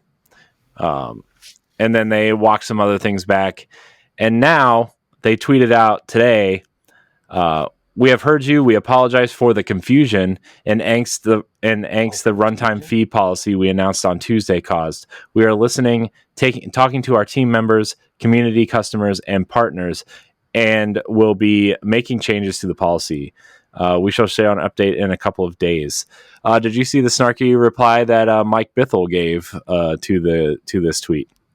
No, but I'd love to hear it. He said, I like how you think our questioning your changes that aren't in our agreement confusion. Wow. He said, we aren't confused, we are angry. So I wonder what's going to happen with this, because it seems like a bad time for, especially because people are. I mean, games that are coming out next year are going to be the first games to be affected, and Mhm. any game that was published before then is also going to be affected. So new games, so old games. Cult of the Lamb, that studio, I forget what the studio is called, but they said, better buy our game now because January 1st we're deleting it unless Yeah. unless they change their policies. So a lot of studios that are 6 months or less in are changing engines, whether it be I saw Godot going around, which is like a form of, it's not Unity, but it's like a engine that kind of acts like Unity or Unreal. Game Maker is also a popular choice for smaller indie games. So I don't know. What do you guys think? What do you guys think about this? I think it's dumb. I Who think is Unity's in Oh trouble, to yeah, be yeah. honest. what's Yeah. who John something Ricolado or something or whatever from he used to work at EA? Or Yeah, was it Microsoft? yeah. It's worth noting that the old regime that everybody hated at EA now runs Unity. So Yes. So people blame him for this because I think he might. I think he owns Unity or CEO or he's something the about that. CEO. CEO. They blame him because they were just like, you are the same guy who was ruining EA at a time being. So why would you want to ruin Yeah. Unity? And For Nintendo. And, before you oh, continue, Ed, for okay. context, their CEO, when he worked at EA, once proposed that when you play Battlefield, every time you reload your gun, it would cost $1. What a So jackass! Yes. I never heard about that one, but that's jackassery if I've ever heard of it. yeah, so Oh, he was a mess, and this is the weird thing because Nintendo championed Unity, I think, on the Wii U. They was at GDC and they were just showing people on how easy it was to get Unity to run on their system on the Wii U. So of course, it has its ups and downs and stuff, but Unity was like kind of the leading game for indies, like definitely for Nintendo and other like other consoles and definitely PC. So there was no problem with Unity at all, unless you heard stories about it. Like nobody was like really talking bad about Unity because it was just something that, oh, this game is running on Unity. Okay, cool, and everything. Now yeah, to get all of this story, because it really became about money. It, Hmm. it definitely really became about money, and we didn't know where their financial practices or business plans when Unity was kind of becoming a big thing, because a lot of developers who would use it weren't saying anything about it. Of course, they're not going to reveal what the business expenses and how all of that goes with using the engine and stuff. But to Wait, what? see, Wait, why not? Because whenever they want to make Microsoft or Sony look like the bad guys, that's the first thing that these developers always do. They talk about the money it costs and the money they have to pay out just to have it Mhm. on these platforms. Like Yeah, I don't. it's just that it like we were upset the way when Steam did not Steam doing something like this, but when Steam was talking about how the revenue is that revenue stuff when even like Epic how they were doing their revenue thing and stuff. We didn't know about that with Unity and like indie developers or people who were using this. It's just not confusing. It was just upset a lot of developers and a lot of the gaming community because the first thing that came out is just like, this is greed up the alley. This is just way up greed. Like, what? How bad were you not making money for Unity? That's what we want to know for you to make these business decisions and change. Because if you guys were still making money and you thought this was a way to make more money, and think developers was going to be accepting this, no, you got another thing coming. So And, if people and are So if people are dropping, oh, it's not that they're not making money off of this. They want to make more money off of this. This is if you look at all these well, companies, if you look at all these companies right now, that's mhm. not even in gaming. Like we've got CEOs giving themselves like 40, 50% like pay increases, at Oh the end of yeah, the year yeah, and I stuff like agree. that. This is another it's another capitalism move. Right, Also, when and that's you, why. I was Oh, gonna go ahead, say, Corey. also like when you look at what Epic did, right? Granted, they could do this because Fortnite made them a ton of money, right? But like Hmm. they allow customers to, after they, subscribe to the license or whatever, right? Like the games that use Unreal don't have to pay anything until they hit their first $1 million, right? And then uh, after that, they made that 88-12 split. So the developers get to keep 88% instead of the normal 70, right? Uh, Yeah, and then this is kind of like almost going the other way, and it's not great. It's not a great look. and I think that's why I'm confused. It's like, were you not making money? Because this a decision like this would have probably been done way before, but it looked like you guys had to be making some good money because Unity has been out for a long time and people were using your technology. People were selling games, so you was getting something out of this. Why in the world in 2003, almost at the end of the year, you make this big business decision, this Yeah. change? So I know they said this is only going to affect it's not going to affect every game because there is like some sort of like, okay, if you don't cross this threshold of sales, we're not going to do this. But here are the games that use Unity, the most popular games that use Unity. Are you ready? Yeah. Genshin Impact, Beat Saber, Pokemon Go, Cuphead, Ori, Monument Valley 2, Untitled Goose Game, Among Us, Fall Guys. Those are the most popular games that use Unity. How much money do most of those games make? A lot. Did they want a bigger chunk of that pie? Yes. So even though these games would probably not care, right, if they had to do this, it would also affect the little guy, right? Like the games that sell like 50,000 units or even less, right? And Mhm.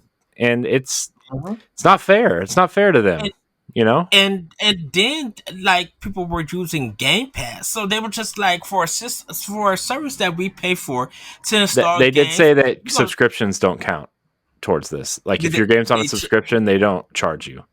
so they changed it they changed the wording because people thought that any No, install.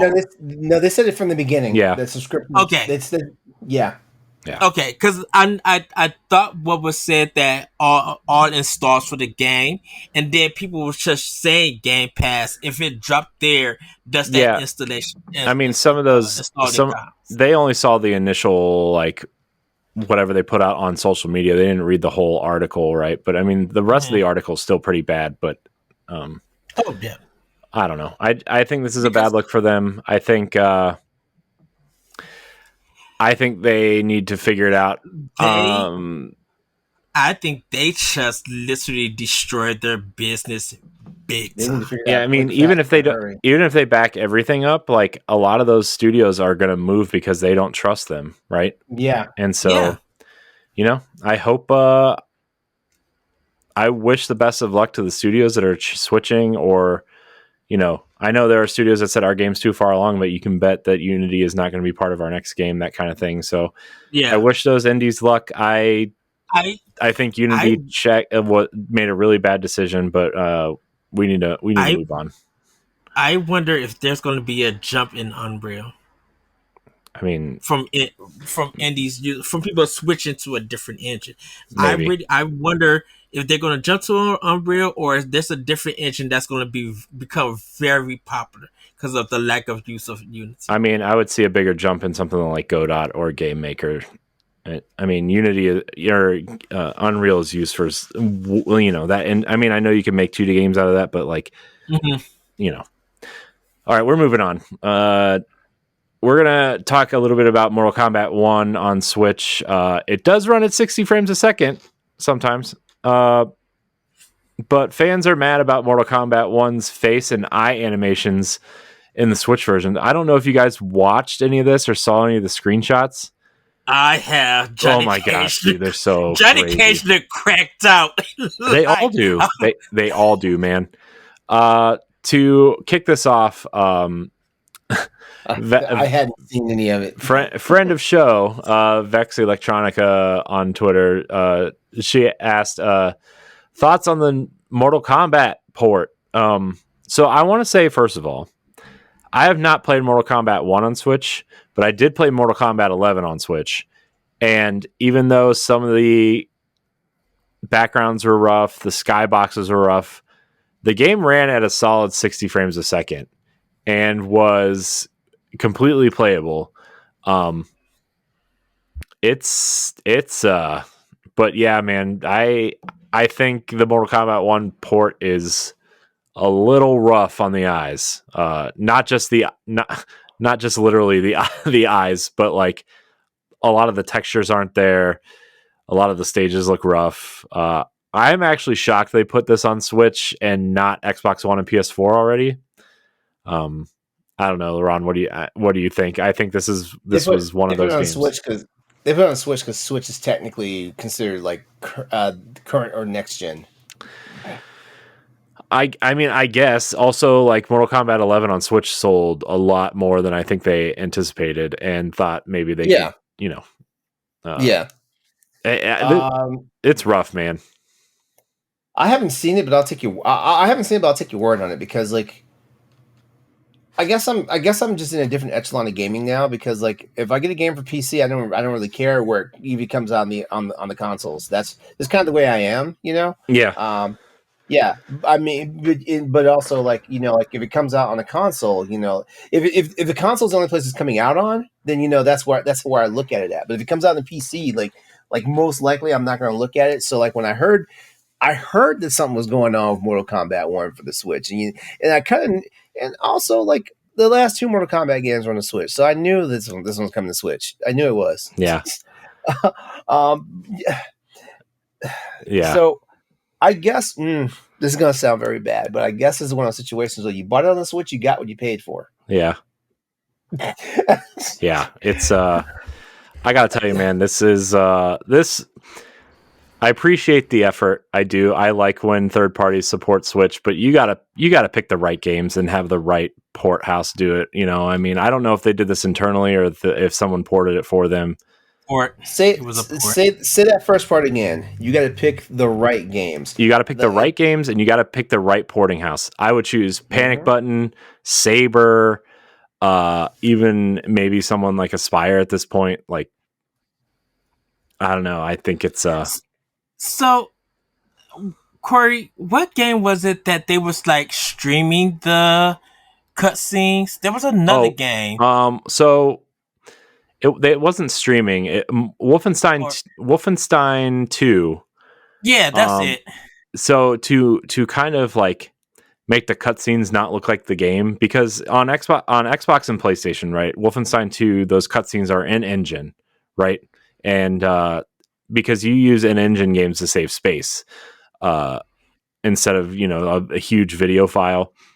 Mm-hmm. But on the Switch version, that's why like the Wolfenstein 2 cart doesn't have the full game on it. It technically has the game on it, but the video files you download, right? And they are cutscenes ripped from the Xbox and PlayStation version as video files instead of running those cutscenes in engine. So that's why that file is so big, which I think was great. But Mortal Kombat doesn't have cutscenes, really. I mean, I guess it kind of does, but like it wouldn't be worth doing that for a fighting game, They're like 30 seconds long at max, right? And Wolfenstein's are sometimes they're upwards of like 3 or 4 minutes. So yeah, because it looks like it kind of feels that I wonder if they could have did that same thing for Mortal Kombat 1 for Switch. Like I would be cool if they delayed the Switch version so they could get that kind of those video files in. I would be fine with it. Yeah. But this one, it's just like they didn't put no kind of effort. That they just they Cyberpunk / Grand Theft Auto this game and called it a day. And I'm like, $60 for this nonsense? 70 No actually. way. Oh, it's 70? Yeah. Okay. So here's also like you got to know. I mean, this game runs on Unreal Engine 5.1. And I feel like this was more of a Warner Brothers decision and not so much like, like the actual Mortal Kombat developers doing this. Oh, I'm sure this wasn't NetherRealm's decision. Because like Ed Boon came out and said like this game was being built for PC and next gen. Yeah. Yeah. Well, it's the same reason why Hogwarts Legacy is coming to Switch, right? Supposedly in the next 2 months, maybe. Yeah, I'm sure it was definitely a Warner Brothers decision for sure. Yeah, and you know what? It's another example of how out of touch some of these companies are because Ed, you mentioned like the whole Cyberpunk thing, but CD Projekt Red took very good care of The Witcher 3 coming to Switch. Yeah. Oh yeah. But that is a great version of that game. I mean, obviously it's not like the top tier version, right? You want to play on PC or next gen consoles for that, but like the Switch version's pretty good. And I speak of Cyberpunk when it originally came out, like for Xbox One and PlayStation 4, like how it just looked like questionable content left to right. Yeah. Even though it was CD Projekt Red, and that was more like you guys said, an executive decision compared to a team decision because that was a shareholder decision. Or the shareholders. Trust me, it's always from the top down. It's always from the top down. Trust me, these developers don't want to break their necks and bleed and all this stuff to get all this stuff out. They want to put out the best that they can and stuff like that. They do. I'm sorry. And we know that Mortal Kombat 1, if it's going to end up, it's trying to get Evo status, and if it does, it's going to be the PlayStation version because Sony owns Evo. It's already Evo status. Like the last 3 Mortal Kombat games were at Evo, and all the Injustice games were at Evo. Like every fighting game is at Evo the first year they're at least. Well, I think, I think it was just like with this game being out and being a fighting game. You're talking like main stage, main appearance, right? Yeah. So it's to us as Switch players, of course, we're having our opinion because we got this version. But everybody know that if it's going to end up being a main stage or be a part of Evo, it's going to be the PlayStation 5 version. So it's going to be the best looking game. They're not going to Sony is not going to have no janky fighting game be on their stage or anything. Yeah. So like this version, people will probably still play to get their combos and learn it and timing and stuff. But I'm like, they still probably would be like, you know what? I gotta play the other gen versions because that is what, for a tournament perspective, is what is going to be used to play. So I need to know the frames. Here's what this game's going to sell. This game's going to sell in 2 places. It's going to sell for the people who absolutely have to double dip and play it portably, but don't want to spend $700 to buy Rogue Ally or Ionio or Legion Go whenever that comes out. It's going to be for those people. And then the other people, the other section is going to be for parents who I'll buy this M-rated game for my kid. Because I'm not buying. They already have a Switch. I'm not buying them PS5 or a Series X. That, and people will buy this game as a joke. Why would they spend $70 for a joke? Why would they do that? Because it's going to be make fun of it. Yeah, and then it's going to be. If you're gonna do that, just emulate. Okay, you see, this is the part that makes me insane sometimes in the gaming community. Like you guys don't want this bad product to come out. But then you spend the money to pan it. And guess what? That just gives them the sales. Because the thing about it, it's going to become this joke game it's going to be a collector's item because some people see some games as a joke and it becomes popular. And when you can't find it anymore, and some people wants to relive that joke and stuff, they could put it on eBay and sell it for whatever they want to sell, and someone's going to buy it. If they want to relive that joke, it's called YouTube. Here's the thing, though. I'm pretty sure this is one of those games, physical games with a code in the box. I don't even think it comes with a cart, so I'm throwing that out there. So not a collector's item. To literally be honest with you, Corey, I will say this: I haven't heard of anyone really buying the Switch version. Oh yeah, anybody that's got good common sense wouldn't. Yeah. Well, I think because you would at least heard it like through Nintendo Life or IGN or something that the game sold well, and these are the copies that the Switch version has sold. There would be some news story about the sales of the game. In all honesty, I really don't know how well Mortal Kombat 1 has done across every platform. I don't know if there's a news story. It's technically not out till tomorrow. Like the $70 version is out tomorrow. Well, which version is out? The $120 version that's early access plus season passes and stuff. I thought the whole game was out. Nope. It'll be out by the time this posts, but it's not out right now. Oh, I didn't even know the full game was out for everybody. I literally thought that the game was out because it's just like Mortal Kombat 1 is available. I didn't know it was only the collectors and all of that nonsense and stuff. Yeah. Wow. Okay. Well, everybody continue to play Sea of Stars on Switch or any other Nintendo game that you miss. All right. Last story here. We don't really need to comment on it. I really just put this in here for me. Another TMNT game is coming out next year based on the hit movie. The developer's unknown at this time. But yeah. So is this the off that comic book movie? The comic book version? The movie that just came out. Last Samurai? Oh, no, the movie. Yeah, the movie. Mutant Mayhem. Yeah. So that one. Okay. No, we know who's developing The Last Ronin, and it doesn't give me much faith. The Last Ronin. We'll see. We're skipping rumor mill because we have already been going for an hour and a half, and we have questions. So we'll tackle that at some other point. Here's what you can play on your Nintendo Switch this week, everybody. Yes. Days of Doom. Gather your heroes and fight to make it to Sanctuary in this tactical RPG roguelite. Automatically and out for me. Did we mention the zombies, raiders, and mysterious monstrosities that inhabit the post-apocalyptic wasteland? Welcome to Days of Doom. On 9/26, you'll be able to play Miniko's Night Market. Miniko's Night Market is a narrative-driven social simulation adventure game that celebrates Japanese culture and invites players to craft whimsical items, eat delicious snacks, and ultimately enjoy all the cats.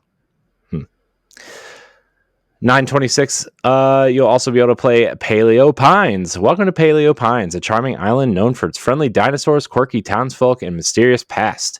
Set out with your companion, Lucky. Uncover the island's secrets and befriend new dinos. Then enlist their help to fix your ranch to create cozy dino sanctuaries. Great. There are no new Nintendo Switch Online games this week, so enjoy. Hope you're enjoying Excite Bike 64 because that seems to be the only one coming. Before we go on, everybody's been loving F-Zero 99. They said that game is it's been getting good reviews and waves from a lot of people, like the gaming community. Yeah. So I thought people would just be mad at Nintendo because they did it.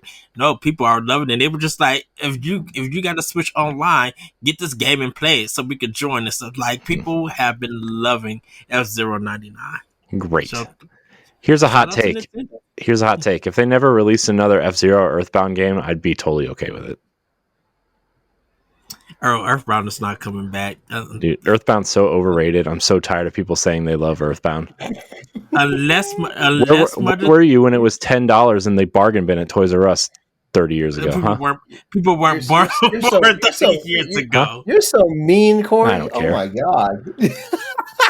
They can go People explicit were, themselves. hey, people weren't, look, Corey, people weren't born and people didn't have a Kmart. The only people that care about Earthbound are older than us, okay?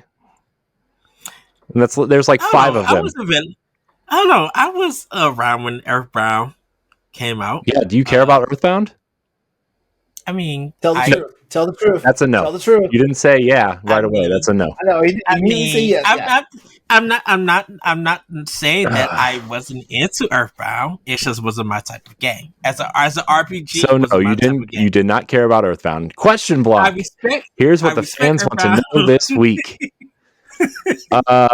Still saying Shane via Discord. Who's buying Bat and Kados 1 and 2 HD this week? I haven't. Oh, I did buy it. Oh, my Switch. He wrote this in last week when we were supposed to record, and then we had a direct. So, yeah, not me because it has cards in it. Appreciate it, but no. Although we will be having this discussion later about how GameCube games are just quietly getting HD remasters for Switch, right? So. Wait, y'all just had this with Epiphany? No, I was talking about it when the Mario 3D All Stars collection was coming out. Okay, because that was the first one, I think, or second. Because I joked with Andre a while back on Crossroads that Paper Mario 1,000-Year Door was going to come. Mm-hmm. Well, that rumor has been around for like 3 years. It was. I think we was talking about. We was kind of with. I mean, yeah, with Mario stuff, but that was more Wii than GameCube. But I think when they tested out Metroid Prime Remastered and how well that was received, and then we seen Pikmin 1 and 2 get announced. I think that's when we started to talk about. Yeah, GameCube games are about to come back in a big remaster way. So, I mean, even when I don't know. I feel like Nintendo is digging themselves into a serious hole because, like, here's what's going to happen. Like, it's going to get to the point where everybody's going to want like their favorite GameCube game or their favorite. Favorite 64 game. Well, all the good ones are already out except for the Zelda ones. So, right. I mean, people don't forget during the GameCube era, for a lot of gamers now, they skipped the GameCube because they thought it was too kiddie, and PS2 was running things. Yeah, the GameCube? No, wait, what? GameCube only sold like 20 million units, maybe. Okay, that might be true, but I didn't buy a 64 because the 64 was too damn kiddie. The GameCube kind of put my faith back in Nintendo, and they kind of screwed that up with the Wii and the Wii U. People had judged Nintendo as a kiddie system with the GameCube because PS2 had these big exclusives and stuff. But the thing, like, that's why I always say, like gamers like me, we outgrew Nintendo. That's why I always say that. I was just saying, but the thing about it is that even though that PS2 was running things, when it comes to talk about games and stuff, and even though it's Nintendo related, a lot of people feel like they missed out on the whole GameCube era, and now they want to play and see why everybody loved that system so much, equal to almost the Dreamcast. I think so. Now, go ahead. Oh, I was going to say, I think PS2 is like of that generation is there. The library is almost the worst library, in my opinion, of Sony first party games. The PlayStation 2 library? Yeah. I think it's the weakest. I think that everybody looks at PS2 so fondly, but I actually think the PS3 and the PS4 libraries are much better. You think of first party stuff from PlayStation that gen, right? It was Ratchet and Clank, Jack and Daxter, Sly Cooper, God of War, and a bunch of Square Enix RPGs that were exclusive, right? I mean, you're telling me just with that pedigree alone, because like a lot of those titles are still being developed and produced for future PlayStation. I understand, now. But you look at you look at GameCube specifically, all those like the first party games. People, I would say that has a bigger, stronger first party lineup than PlayStation 2. And you look at Xbox. I know everybody just thinks of Halo, but you had Fable, you had Knights of the Old Republic, you had Forza. We're not going to bring up Brute Force. Azeric. Yeah, PlayStation 2 had a strong third party, so people we might remember strongly about Okay. PlayStation Okay. You know 2 what? with third I agree with party. that statement. I agree with that statement. When it literally comes to first party games with Nintendo and the GameCube and stuff, is that those games are still people who play them still finally remember them, and they're still classic. Mario Kart Double Dash, Wind Waker, Twilight Princess, Eternal Darkness. That's another That's game I have. I question people's love for that game Yeah. as well. Me too. Me too. I think it's a cool game, but I don't. It's not. It was not popular when the GameCube came out. Metroid Prime. It sold less than 400,000 copies. You know, Metroid Prime, a game that people thought like Metroid in 3D, it worked. You know, I like feel like Metroid. I feel like Metroid Prime is doing much better now than it did back when it was on the original GameCube. Yes, because there's more systems out now because of Switch being a big seller than GameCube. But Metroid Prime was like literally in the running for Game of the Year because of how like it got a lot of high reviews and it got retro on the map, you know, as a developer for Nintendo. So they kind of felt like, okay, Metroid can be done in the 3D, but now retro has to do it because they know how to make a game in 3D in the Metroid system. That's why I was speaking earlier, like with Mercury Steam now, literally for a lot of people, feel like you belong on the Metroid 2D games. We don't want to see no one else touch it. In a sense, but that's just me. Yeah. All right. MH Norris via Discord writes in, what Nintendo game are you most looking forward to that's yet to release? Mario Wonder. I mean, that's the one. Definitely Super Mario RPG for me. I was gonna say Super Mario RPG as well. Especially after this direct showing like the new stuff that they're adding to it. That's kind of like to spruce up the game. Mm-hmm. I'm here for it. Definitely. But wait, there was something else that I was going nuts about. Never from the Namato Studios that was shown on the State of Play, not this current one, the last one that came out. It's because they are the developers and developers agree. Their game Never is also coming to Switch, so I'm definitely looking forward to that. Like I'm now like a big person of them. Contra Operation Galaga, because Way 4 is doing it. I don't care if the game looks the way that it looks. I'm gonna leave it at that. I'm literally excited for Konami to get back with Way 4 to make a game, because Contra 4, as challenging as that game is so good. The one no. I don't believe this is going to be exclusive to Nintendo. Wargroove 2. I don't believe it's going to be exclusive. I mean, I think it's going to be on the PC. It's going to be on the PC. I think they announced it for PC. They did just say console exclusive, and I think that exclusivity is 3 months. But it's coming to PC the same day. So. Okay, yeah, that's what I thought. Okay, I didn't do that much looking. Like when because I watched the direct and when they said it was console exclusive to Switch, I was like, I can believe this, but at the same time, it's going to be on PC too, because there's no such thing as like hardcore console exclusive in the year of our Lord 2023. There's no such thing now. At this time, I think Wargroove is just going to be console exclusive to Switch. They didn't say time. No, but the press release did.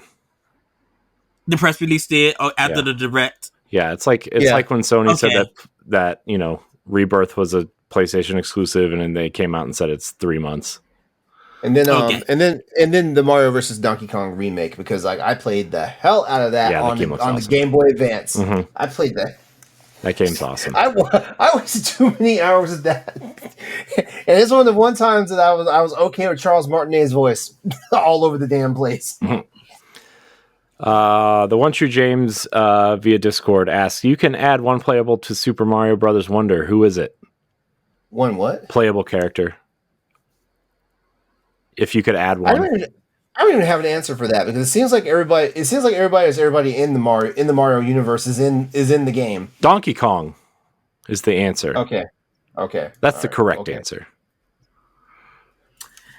Bowser Jr. Birdo.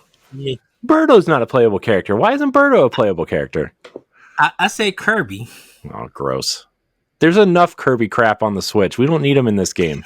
Kirby as an elephant, I would literally laugh. Thank you, Corey. You're welcome. You. What? I would add Also, Kirby. all you Kirby defenders are wrong. He's a pink ball. What kind of creative character is that? He is a character, and I'm gonna leave it at that. A pink ball that sucks. Just think about that. Yeah. Just think about that. It sucks means two things, okay? No, it does not. It sure does. I'm gonna Dragon Punch both of you guys when I get a chance. I was about to make an adult joke, but I can't. Hold on. First, I would have to take y'all out to eat first, and then I would Dragon Punch y'all. God. I was about to say, you're really gonna put them golden Oreos in jeopardy? Okay. No. All right. The last question. We're doing the last question. Do you think there will be a Splatoon 4? Yes. Next console. Yes. Probably in launch window. Yeah. Will there be a new F-Zero title? Yes, just released. F-Zero 99. The last F-Zero anybody's ever going to get. You know, it's funny because when I saw that, I was like, the F-Zero people can shut up now because like this is their one true game right here. Yeah, I know. This is the game everybody wanted, though. They want the Super Nintendo game. They wanted this. Yes. Yeah. Which is, and you know what? Nintendo gave y'all what y'all want. So go crawl back under your rock. Yeah. People didn't want this, but they would take what they could get. They wanted They wanted a classic F-Zero game.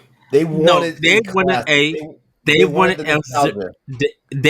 F-Zero to come back as a new game, new tracks, racers, all of that. Brand new. I have a thought on F-Zero though, for real, and a real F-Zero thought.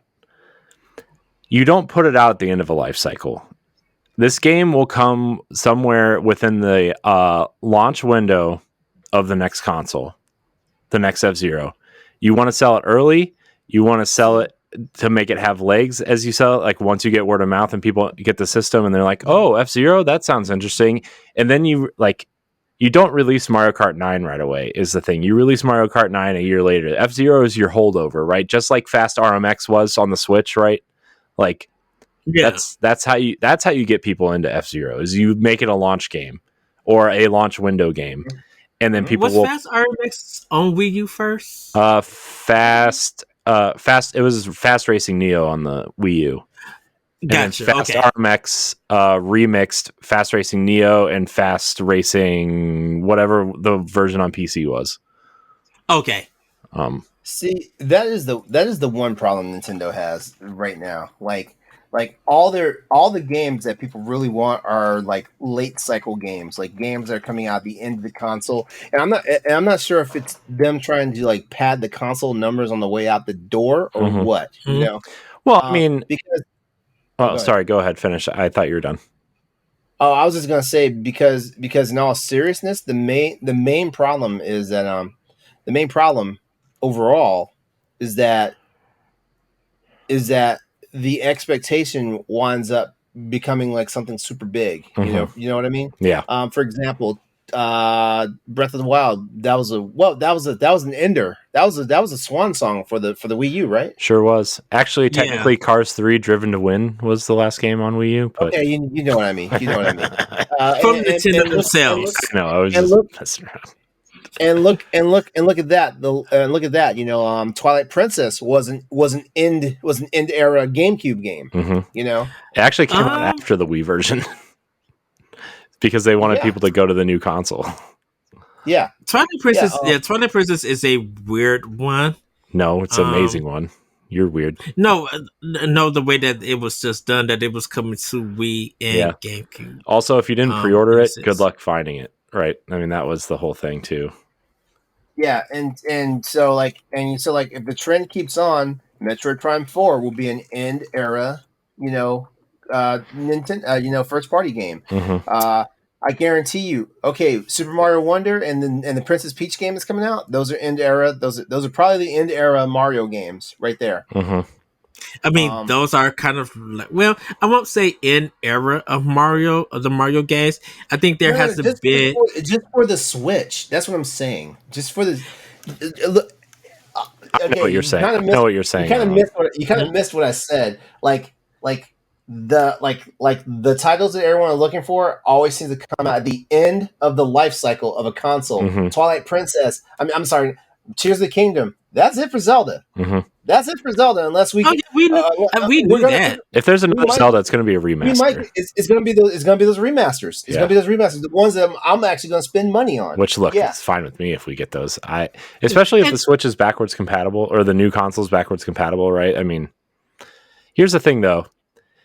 This Direct, man, really said a lot about the games that are coming to Switch, right? I mean, the Switch is on its way out. These are everything they showed except for Mario Wonder is a remake, a remaster, a smaller title, right? Like Princess Peach, don't get me wrong, looks great. That's not a tentpole game. Yeah. So the messaging here is that we've moved on from the Switch, but we just got all this stuff here to keep you in the house. I wouldn't say that. I think because of the Mario, there hasn't been a long line of Mario platforming games from the time that the Switch released. Many. True because Nintendo doubled down on. Hold on.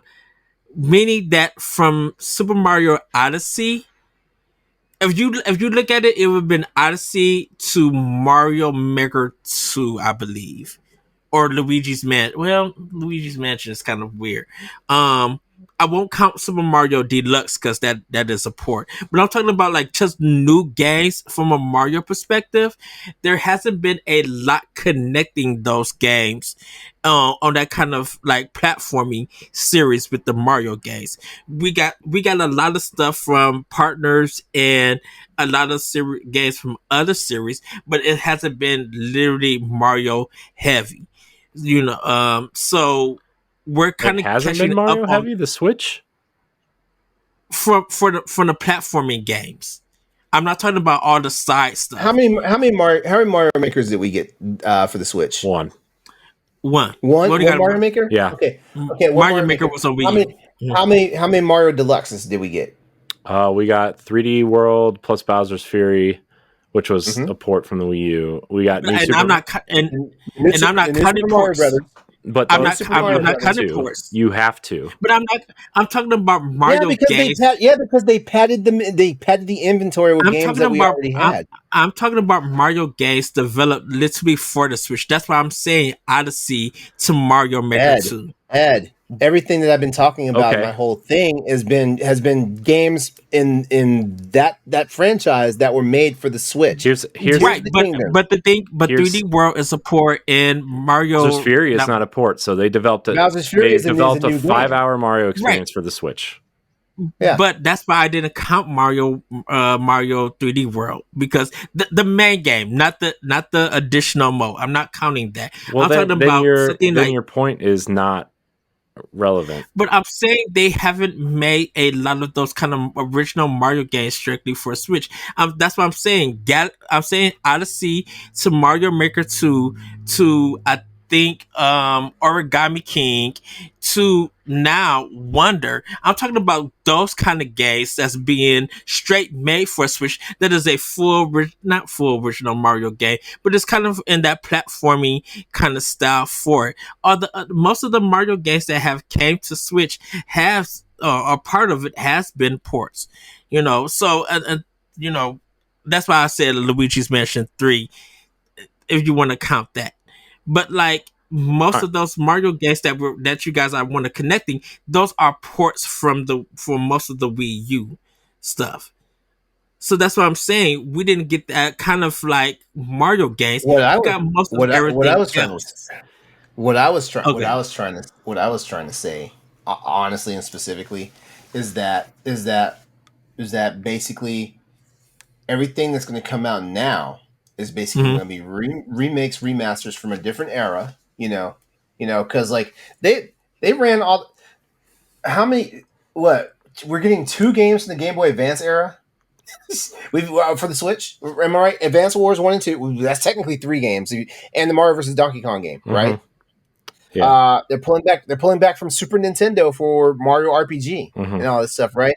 All I said was like their new experiences for Mario specifically is going to be Mhm. Mario Wonder and the Princess Peach game, Right. and we're done. Yeah. We're done. We're probably going to see another port. I would not be flipping surprised if we start seeing them remake and remaster the freaking Super Mario Advance games. I would not be surprised. All right. Well, they We're- got those on the GBA on Nintendo Switch Online. I know, Yeah, but so is they're- Super yeah, Mario they're- RPG. Yes, yeah. They're. Anyways, Take it away, Corey. all right. Yes. Well, all right. The last part of this question: will Star Fox Adventures and/or Salt ever see the light of day on Switch? No. No. Asterisks. If they're going to continue down the route of HD GameCube games, we could see it as a Switch game that's backwards compatible on the new system, if that makes sense. Because maybe not Star Fox, maybe Star Fox Adventures. I'm not sure. I thought that game was okay, but I know not a lot of people really care about that game. Star Fox Assault, maybe, right? The one I think they're going to port actually is Star Fox Zero with better controls, because that game would have been fun if they had better controls. I think they're just gonna make a brand new Star Fox. I mean, they could do that too. That would be preferred. and but That would be preferred. But they gotta change it up though, right? I mean, it's time for Star Fox to get some sort of like overhaul the way that Zelda did, Yeah. right? So this is going to be this is probably my question. Miyamoto probably would have to. Oh, definitely he'll be executive producer. But he'll probably find another young director within Nintendo, and Nintendo develops it themselves for a new Star Fox, because Platinum Games, even though they help with the development and everything, Platinum Games isn't kind of that kind of developer of making F-Zero game. Bandai Namco is, because of what is their flying game. Bandai Namco has this Ace Combat. Yeah, they have that experience of making that game. So if they were going to go outside to use a developer, since Bandai Namco does have a great relationship with Nintendo, Miyamoto might now go with them to make that game if they was going to do a new Star Fox. But I think he would be executive producer and have a younger person there be a director for that game, the same way that he has done with Pikmin 4 and everything. So I literally think that he will go with a younger director, and there'll just be a new Star Fox game and stuff. If they want to remake anything or port wise or stuff like that, if we're going to go that route, why not just do Star Fox 64? Why not remake that whole game for Switch? That game's already been technically remade. That game feels on the 3DS, right? Yeah. Mm-hmm. But I'm really talking about like remaking, not just HD finding. Like I just want a new game, man. I feel like I played that level in Corneria like 6,000 times. I don't want a new game. I don't. I want a new Star Fox game. Asterisks. They need a facelift. They need to make it more interesting than an on-rail shooter, right? I think they were trying to compete with something like, at the time at least, like Panzer Dragoon, or Nintendo even has another on-rail shooter, right? Sin and Punishment, right? Like that was a huge thing at the time, right? When 3D games were being introduced, on-rail shooters were popular. It's time for them to make some sort of like, I don't know how you do it. Nintendo is obviously a lot smarter than I am. What was that Ubisoft Starlink game? Yeah, exactly. Starlink was the Star Fox game I've played maybe I ever. literally think Nintendo will team up with Ubisoft. Now that I'm thinking about it, I think Nintendo will team up with Ubisoft to make Starlink take that base game and make it a full Star Fox game. I don't think so. The reason why I don't think so is because like the Mario Rabbids 2 game flopped. Flop is a little harsh. It didn't sell as well as Ubisoft 1 and 2, but Nintendo also told them to wait till the next console, which we're going to get a deluxe version on the next console of that game. I guarantee it. Right. So I just think that because of Starlink being, and definitely as being a new IP, it probably wasn't going to sell big anyway. Definitely when you got all the toys that you got to buy for it, and not all of the stores had all of the toys, and they didn't release a lot. I think that's why you bought the digital version and saved yourself that. Yeah, I think it was just something that, like, for my ideas, that because they had Star Fox, that way Starlink would be able to sell. If they didn't have Star Fox in that game, it probably wouldn't have sell on any platform. It probably would have did well, but it wouldn't have sell on anybody platform because of all the toy delight stuff that you had to buy. But I'm like, if we're gonna go for a new Star Fox game, and Starlink was a good blueprint for it, why not team with Ubisoft to take that blueprint, refine it, make it feel very Nintendo-ish, and bring it to the people, and they'd be like, okay, it plays like Starlink and it feels good. I love the direction that they went to. Why not do it? Because they're using that technology in the new Star Wars game that's coming out next year, and technically Beyond Good and Evil 2, if that game ever shows its face. Oh goodness. All right, that's it for questions. Any final thoughts before we get out of here?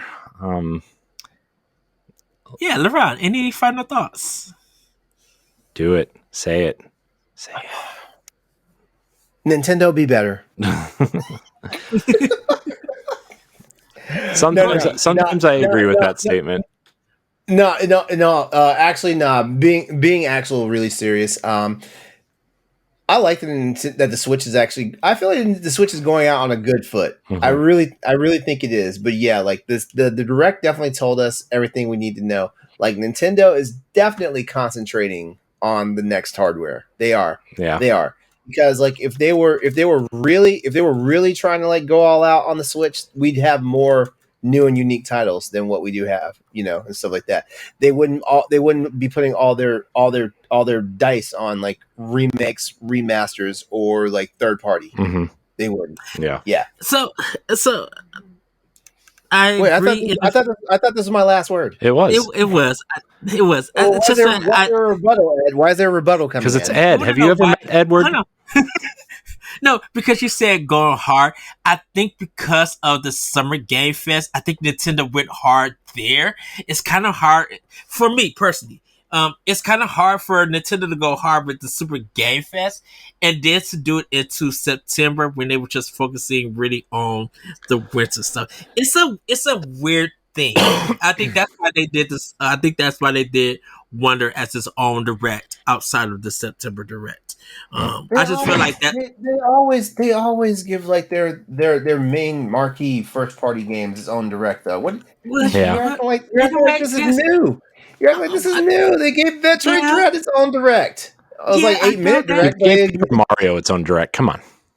Yeah, but I think because Nintendo went hard in Summer Game Fest, they didn't have to go hard on this one.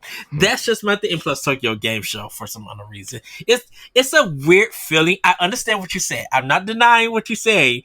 Anything, LeRon.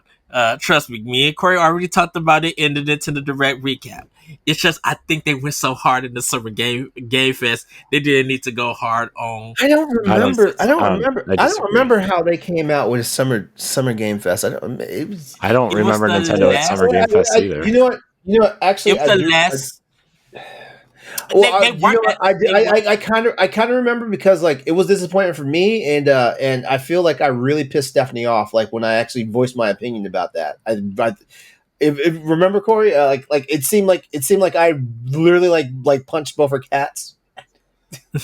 Well, I mean, yeah, Nintendo wasn't part of Summer Game Fest, but we were just calling it that because they had so many dang No, no, conferences that everywhere. that direct that they did during the Summer Game Fest season. I kind of sort of remember that because as a matter of fact, they did it to me again this year because they announced that freaking Front Mission 2 was coming. And where the hell that game at? It's They coming. It's coming post- soon. It's coming in like a month. It's coming Yeah, this they month. Yeah. They announced it because like they announced it was supposed to be out later in July. mhm.